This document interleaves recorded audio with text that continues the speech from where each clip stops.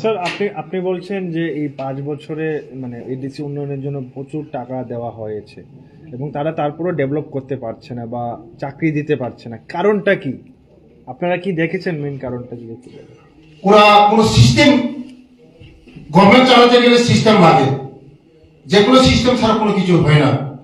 আপনারা সবাই দেখেছেন সাব জেডিও যখন ইন্টারভিউ হয়েছে, তাদের ইন্টারভিউ হয়েছে, প্রশ্নপত্রগুলো ফাঁস হয়েছে, চাকরি নিতে পারেনি।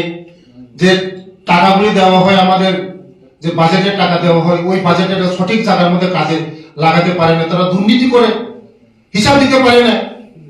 রাস্তার জন্য যদি টাকা যায়, রাস্তা করতে পারে না, রাস্তা করে না, ওরাই দুর্নীতি করে। ওই টাকা দিয়ে তারা বিদেশ ভ্রমণ করে, সুইজারল্যান্ড যায়, আমেরিকা যায়, লন্ডনে যায়, থাইল্যান্ডে যায়, ওই টাকা দিয়ে আমোদ প্রমোট করে তারা। তার জন্য মানুষ বুঝে গেছে, সাধারণ মানুষ আমাদের জনজাতিরা বুঝে গেছে, আর তাদের দ্বারা হবে না, হবে না বলতে হবে না, শুধু সময়ের অপেক্ষা। তারা গুন্ডাগিরি করে, মাফিয়া করে, সন্ত্রাস করে, ওরা ভাবে যে সন্ত্রাস করে এই আরেকবার এডিসির মধ্যে ক্ষমতা আসতে পারে।